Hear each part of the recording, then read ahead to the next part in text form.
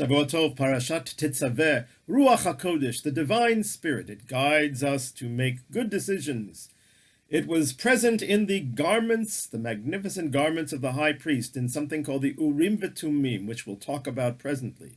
These were a sort of oracle. The high priest, the king, the Sanhedrin could come to the high priest and ask an important question. Should we go to war? If we go to war, which tribe should lead the way?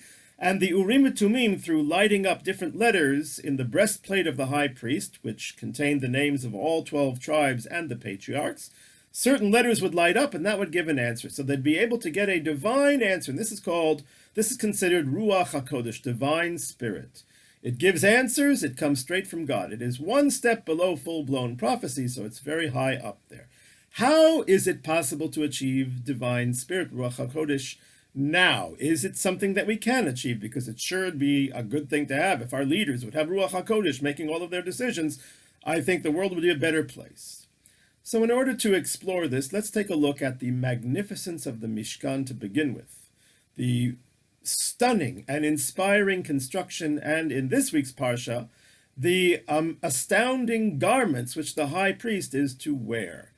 What is the purpose of it? It's already foretold in the second chapter of the Torah in Parshat Noach.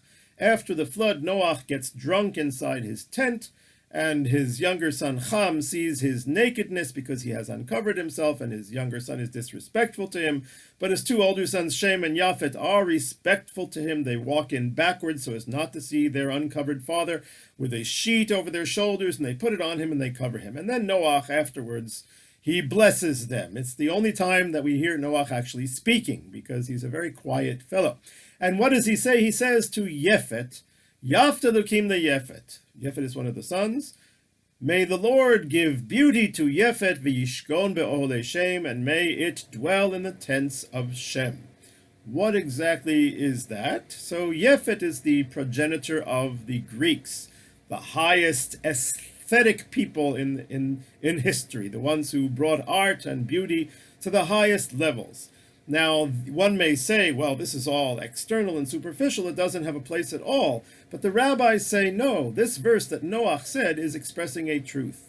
The beauty of Yefet, the beauty of Greece, or aesthetics in general, Yishkon be'ohle Shem, it has a place in the tabernacle, in the sanctuary of Shem. The Israelites are the descendants of Shem, they built the tabernacle. So that's already referring to the beauty and the wonder of the garments and the construction in general of the sanctuary. What was its purpose? There's a very big difference between the Greek concept of aesthetics and the Jewish concept of the role of aesthetics. Let's explore.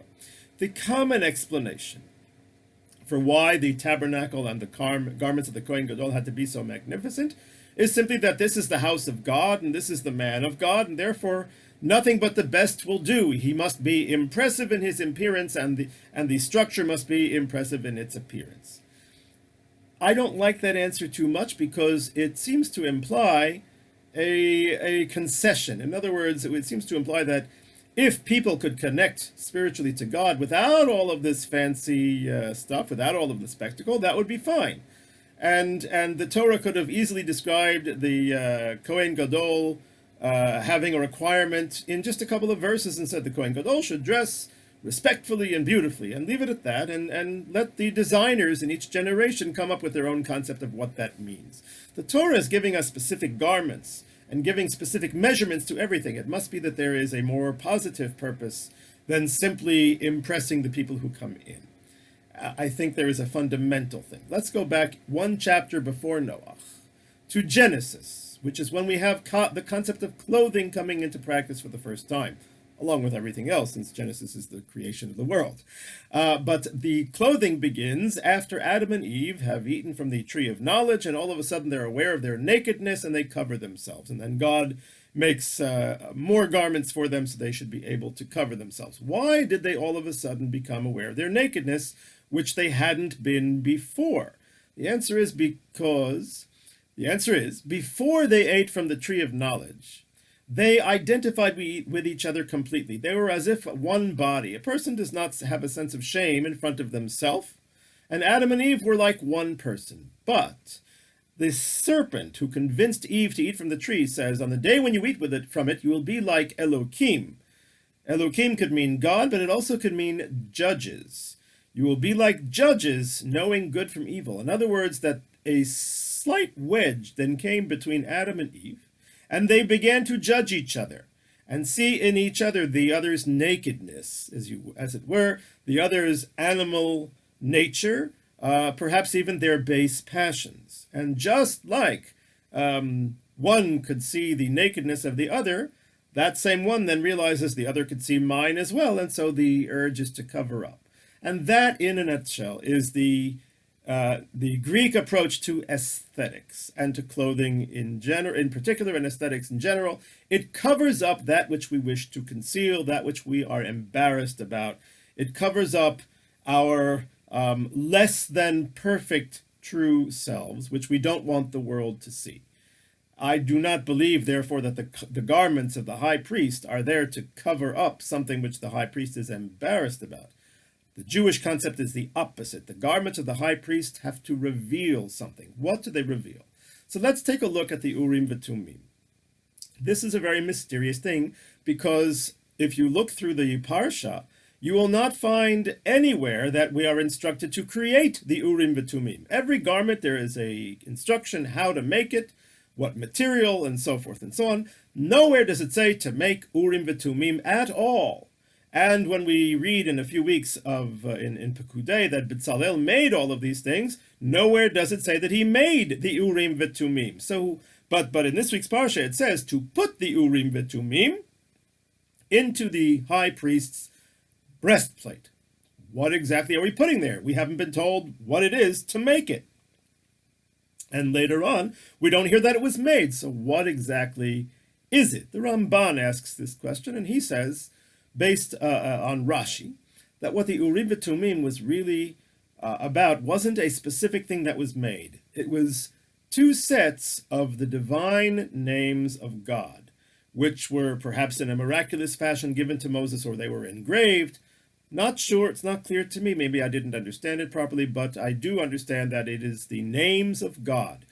Two sets of the names of God. One is called the Urim, the lights, and the other one is called the Tumim. What did the lights do, the Urim?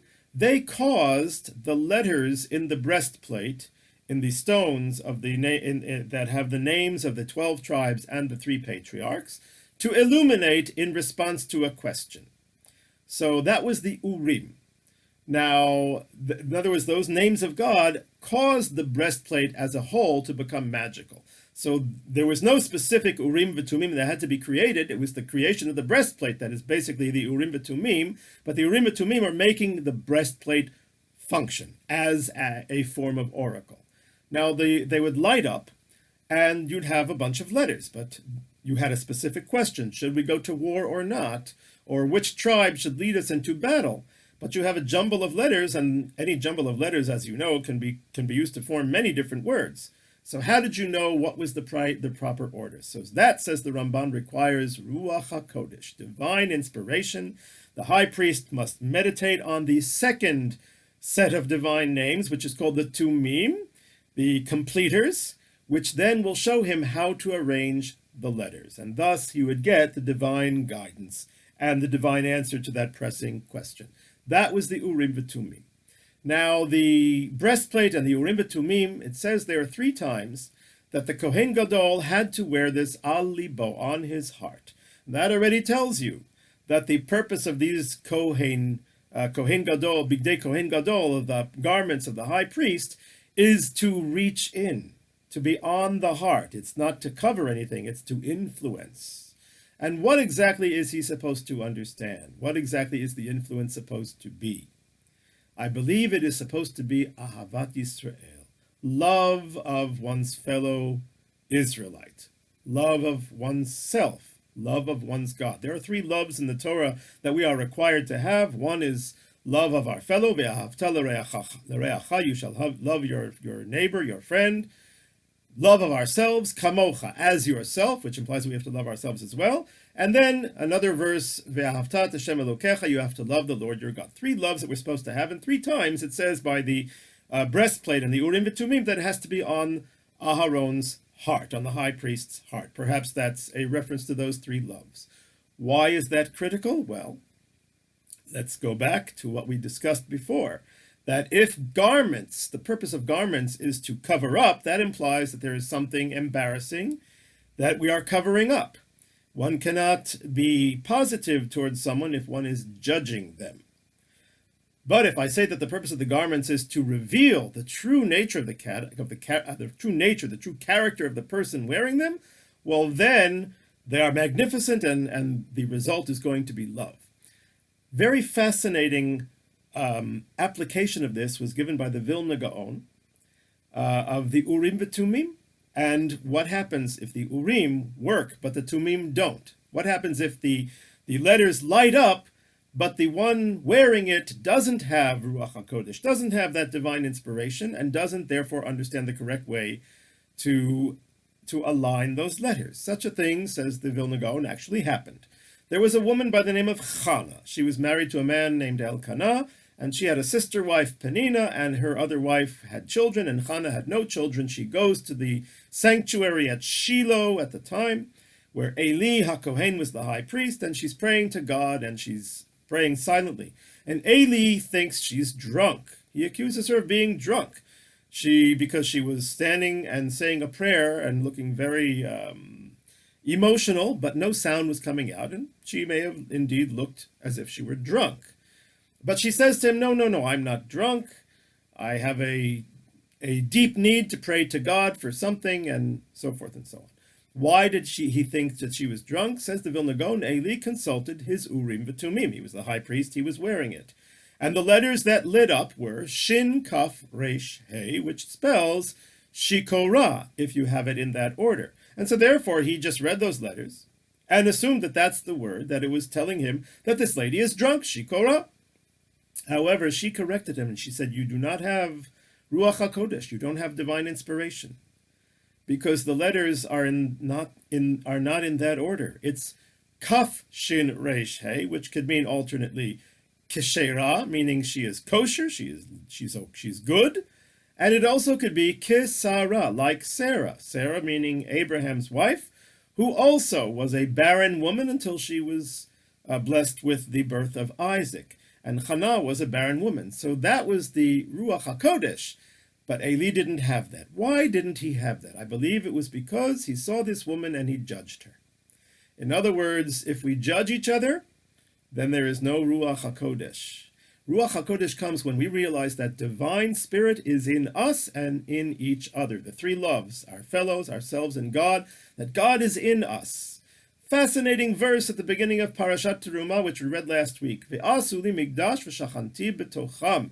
They shall make for me a sanctuary, and I shall dwell in their midst. The rabbis pick up on this. It doesn't say I shall dwell in its midst, but rather their midst. In other words, we make the sanctuary, and God dwells where? In our own hearts. We have a spark of the divine within us. The Mishnah says in Avot, Chavivin Yisrael, the Israelites are dear. Shenikru'u banim lamakom, they are called children of God. An additional kindness or love or affection is that they were told that they are the children of God. Why the two things? And what does it mean to be the children of God? Well, the child contains the parent within them. That is the nature of the world, that the parent has part of themselves in the child. That's why a parent is never jealous of their child, because they see themselves in that child, and it's true.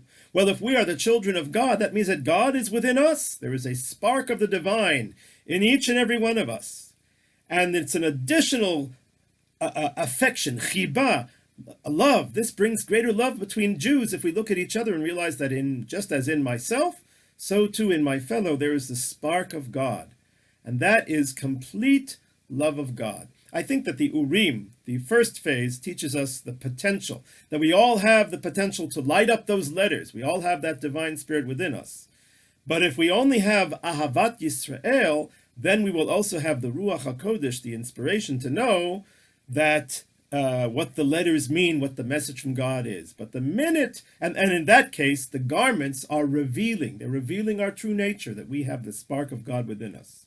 But the minute we start judging each other, then the garments become not revealers, but concealers. And if that's the case, there is a division between us. And if there's a division between us, then that spark of God is covered over and cannot shine, and the divine inspiration is not present. So therefore, we take a opposite view of the Greeks and all of those who put aesthetics first. Instead, we say that aesthetics are not just to cover over something, the opposite. Aesthetics should be revealing the true inner beauty of a spiritual person within whom the spark of God shines bright. Shavua Tov.